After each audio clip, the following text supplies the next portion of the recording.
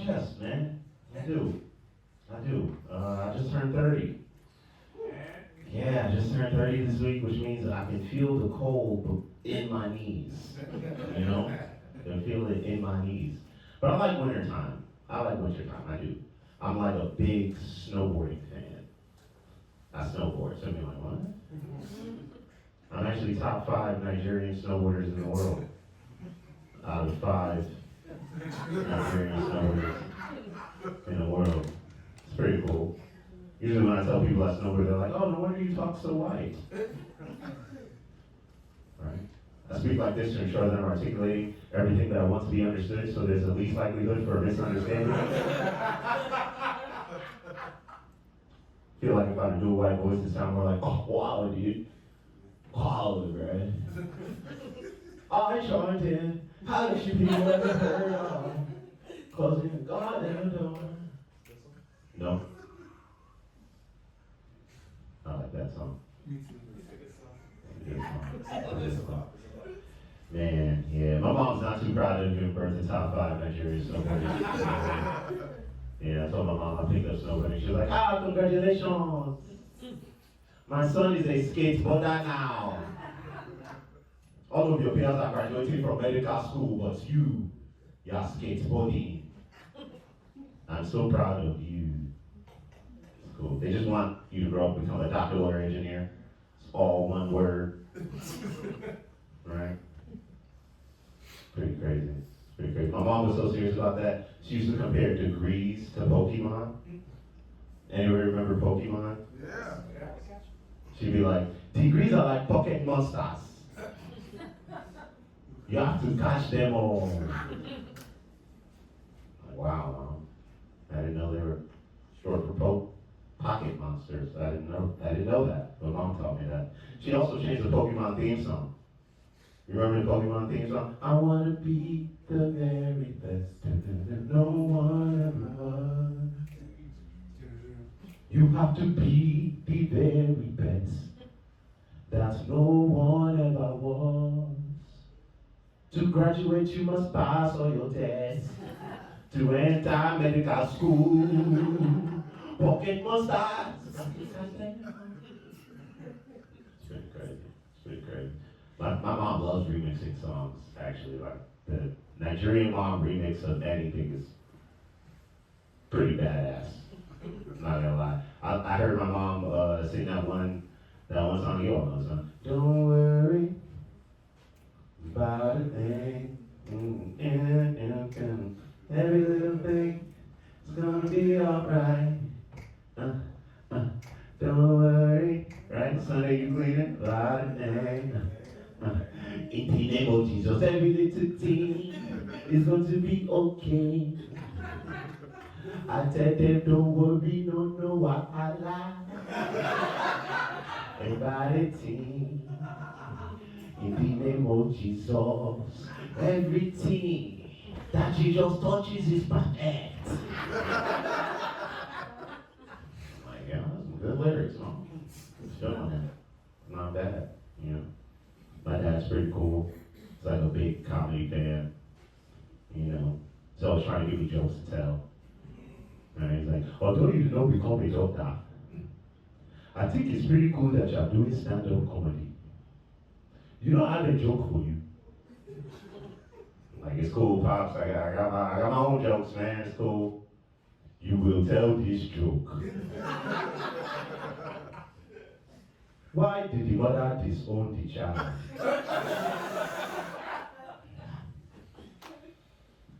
I don't know, Dad, why? Because he chose to become a stand-up comedian.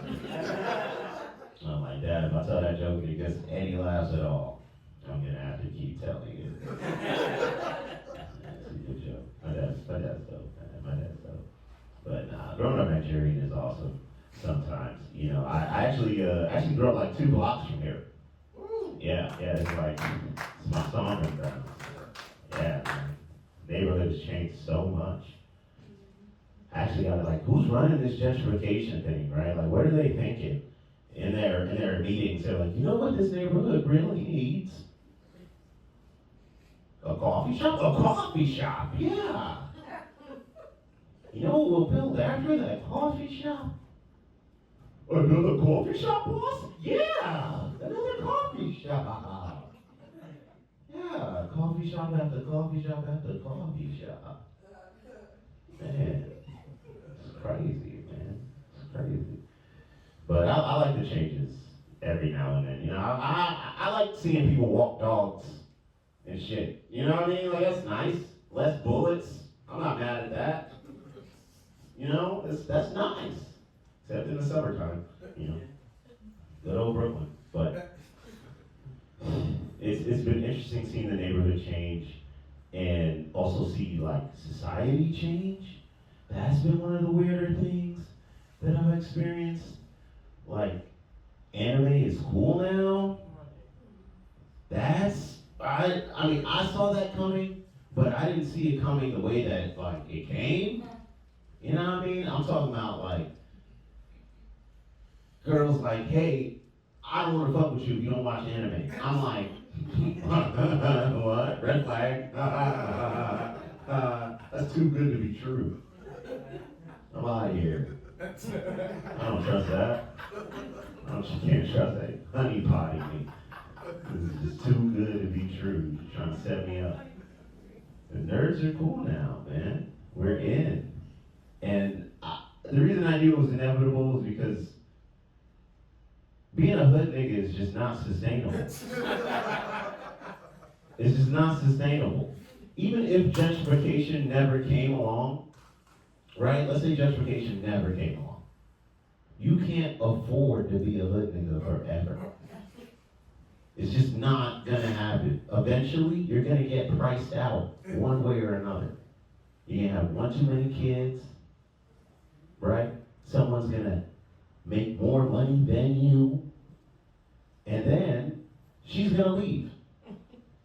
Eventually, women would just stop fucking with hood niggas altogether. They'd be like, you know, nerds are cool.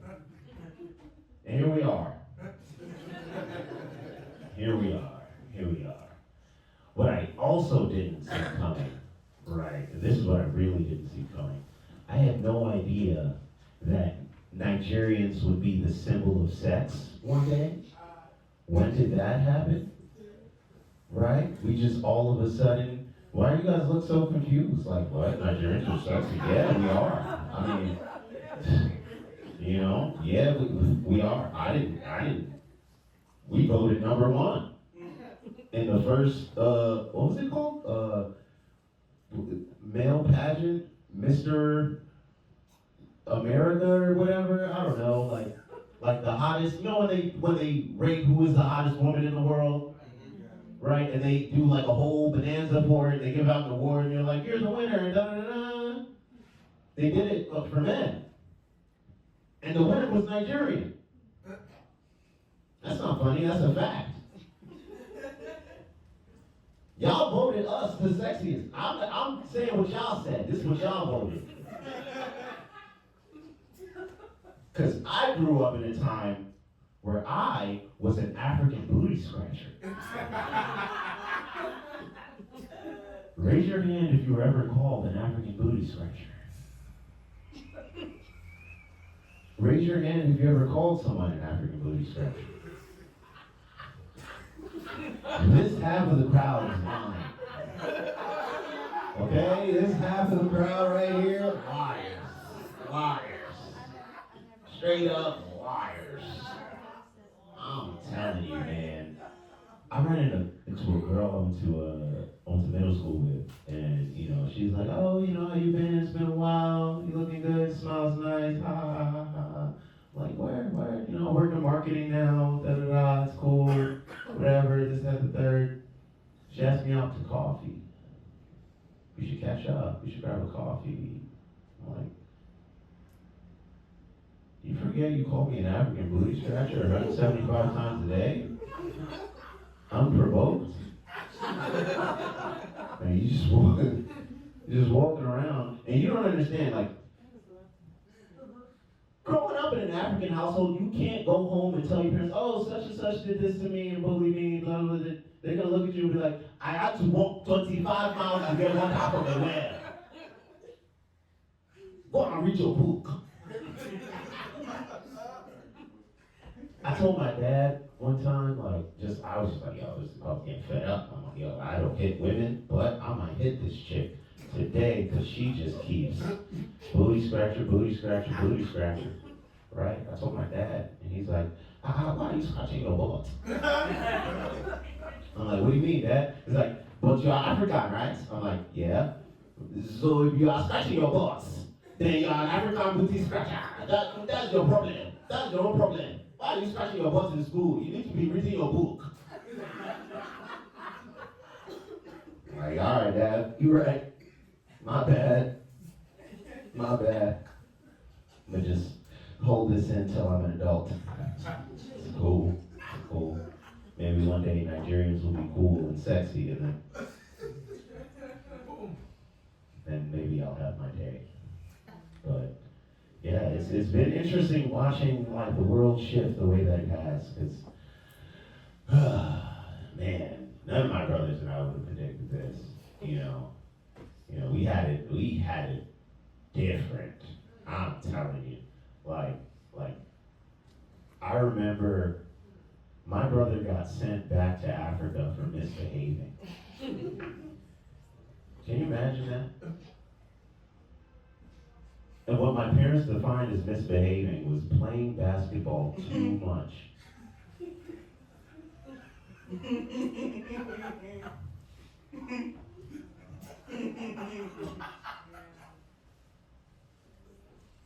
He was really good.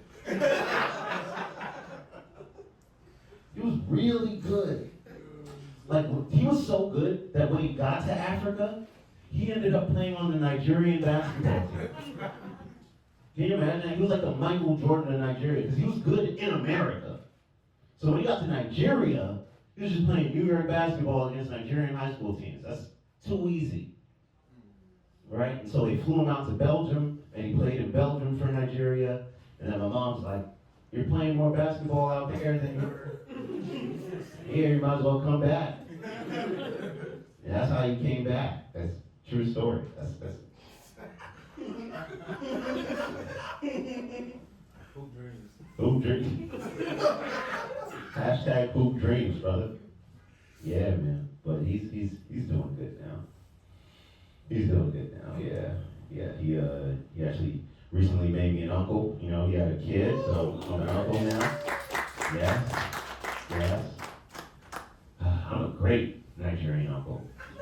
I'm awesome. If you know anything about Nigerian uncles, we are the best. We are the best. I've seen my niece twice since she's been born. And the next time I'm going to see her is during her college graduation. I'll be like, do you remember me? Do you remember me? I'm your uncle. How can you not remember me now? How can you not remember me? That's how they do, man. That's how they do. Absent uncles. Yep. I'm looking forward to it. I am. I really am. My other brother's having a kid soon. And his wife is white. I was having dinner at his house the other night. They invited me over for dinner because it was my birthday, right? I turned 30. They're like, come over at dinner. I'm like, I don't know, what she make?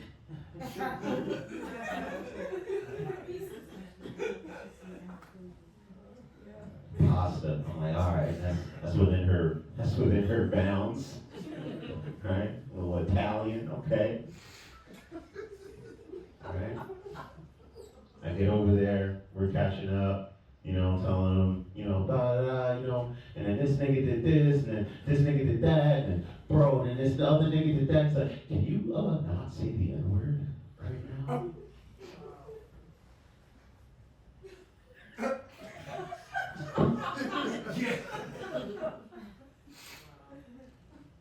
Took a deep breath, and I turned around.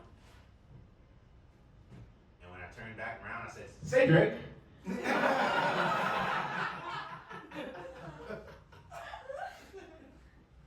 And that's such a crazy line, even his wife started laughing. Yeah. It's pretty crazy. But, nah, My brothers are haters, man. I love my brothers, but they're haters, man. They're like, they both got sent to Nigeria. I didn't get sent to Nigeria because the day that my mom wanted to renew my passport, I played sick. Because I'm smart. So I could legally never be sent to Africa.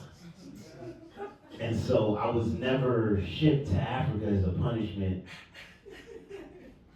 And so I think they always resented me for that. So when they got back, they would always do unreasonably mean things. In African culture, the way it pretty much works is, if your parents aren't home, whoever is the oldest is now assigned like the parent role in the house, right? And me and my brothers aren't that far apart in age, right? I just turned 30, my oldest brother's 33, my other brother's 32, right? So, you just got bullies bullying you, and they've got permission, right? And so, my brother would do this thing. The one that got sent to Africa for playing too much basketball, he would do this thing where instead of creating his meal, he would take all the condiments to create that meal and put it in a plate and then take the plate. So he would make his peanut butter and jellies, but on the plate would be a bunch of jelly and then a bunch of peanut butter and then a stack of bread, and then he'd go. Doesn't seem weird, right? It's cool. My oldest brother would then come to me and ask, who left these dishes in the sink? I'd look in the sink and I'd see a dish with peanut butter and jelly smeared across the entire thing, and I wondered, well, I'm not a snitch, but who do you think left this plate in the sink? And he'd hit me with a, shut up, see? I asked you a question, Shane. Who left these plates in the sink, Shane? Yeah, Shane, yeah. You're gonna tell me now. Get him, Munchie. And then my other brother would come around, who left that shit in the sink? I'm like, yo, bro, what's going on here? I think you both know who left this dish in the sink. I think we all know who left this dish in the sink. And then I'd end up washing it. You know, because I'd only take so many, it was like WWE, SmackDown, but it's 2v1. 2v1.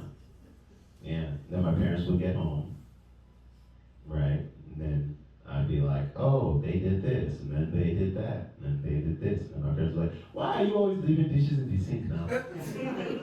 You know you have to wash them when you use it. That's your problem. You don't listen.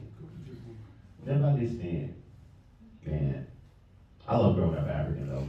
Nowadays, me and my African friends mimic our parents when we talk to each other. It's like our way of paying homage, right?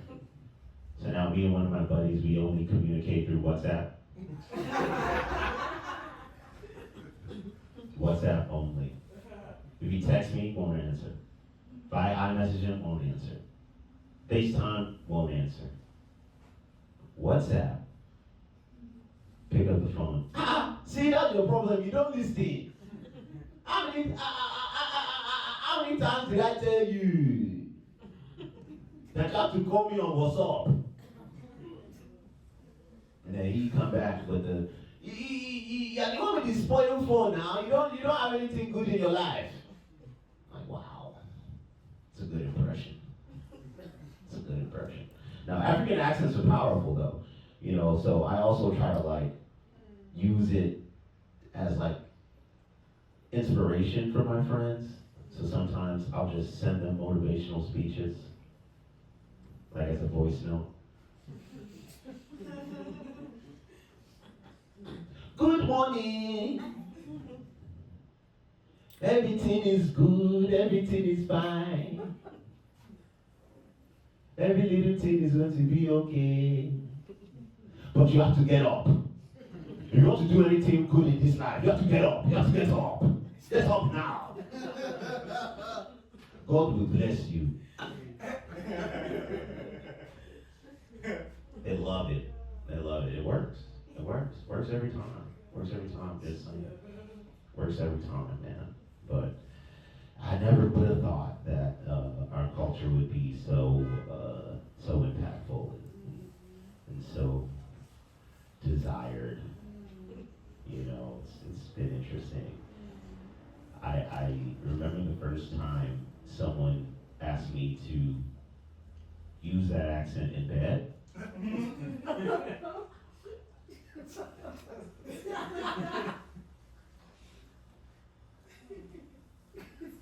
I didn't know what to do. But fellas, you know we gotta do it. We gotta, you asked for it.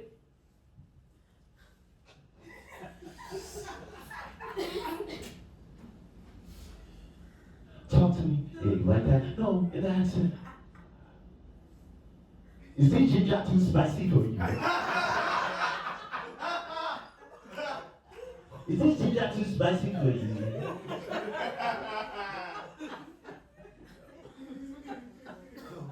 Get it from the back. Your nyash is too much. I can't take it.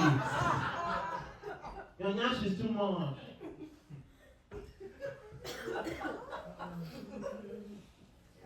Don't stop. Don't tell me what to do. Soon you'll be making jollof for me. Get ready, jollof in 3, 2, 1.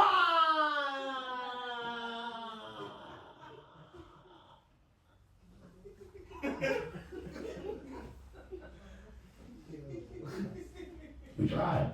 You know, we tried. Try for y'all. Try for y'all. That's why I'm single. No. Oh, man. No. But I do think that this flux of Nigerian love is suspect, super suspect, super duper suspect. Because there's a lot of I want to leave America and go back to Africa going around these days, and we don't have any place for you guys. You know, all the parcels are taken, you know, not by us, by the Chinese. Just saying, you know, they got there before we did, apparently. No. But it is cool to see the appreciation for Nigerian culture and Nigerian food, Nigerian men. But it's hard to let go of the way you guys made fun of us. For sure. I don't know how the anime community's doing it. Well, welcoming you guys in with open arms. You know, like, oh, anime's cool. All right, come on. We'll recommend animes for you to watch. Happily. Like, yo, if I was a kid running like this in high school, bro, and you came up to me now and you're like, hey, like, what anime you think I should try getting into? I'd be like, Death Note. What's your name? Let me write it down. Write your name in this Death Note for me. I'm not that mean, but I don't know. I just feel like it's always easy to make fun of the kid doing the Naruto run. It's never easy to make the kid doing the Naruto run laugh. You know? So that low-hanging fruit that you've all been like really chomping on, it's kind of sour nowadays, right? It's kind of sour nowadays. But they are hard to make laugh. Admittedly. And I was doing the Naruto run, you know what I'm saying? Like, I wasn't doing the Naruto run. I ran track in college. That's terrible running form. Terrible running form. But often enough, and still working on it, but, you know, I find myself just telling jokes about hentai, and it's like more of like a reading joke, right? Where animes are so, like, people that love anime are so intellectual. I went on a date with a girl that really genuinely loves anime, right? And I let her pick. And she took me to Barnes & Nobles. And I was like, oh, this is really cool. This is like really, really cool. And we end up like surfing through the manga section and right, reading books and stuff. And then I just started to realize like all the books that she kept picking up were titled stuff like "My Sensei is My Secret Toy" and like I'm not gonna get past. I'm not gonna get deeper into it, but I was like, oh, like what? Like you like any action stuff? Like you like fighting anime? She's like, no, I like slice of life. Slices of life. Do you try multiple slices of life, or is it just one particular slice that you like? And she came clean. She's like, yeah, I like hentai. I'm like, all right, that's cool. That's cool. Red flag. Flag on the day. No, I'm joking. You guys have been wonderful. Hope you guys had a great time. Thank you for coming. I've been Oluwa Feranmi. You can follow me on IG at Oluwa Haha. OLUWAHAHA.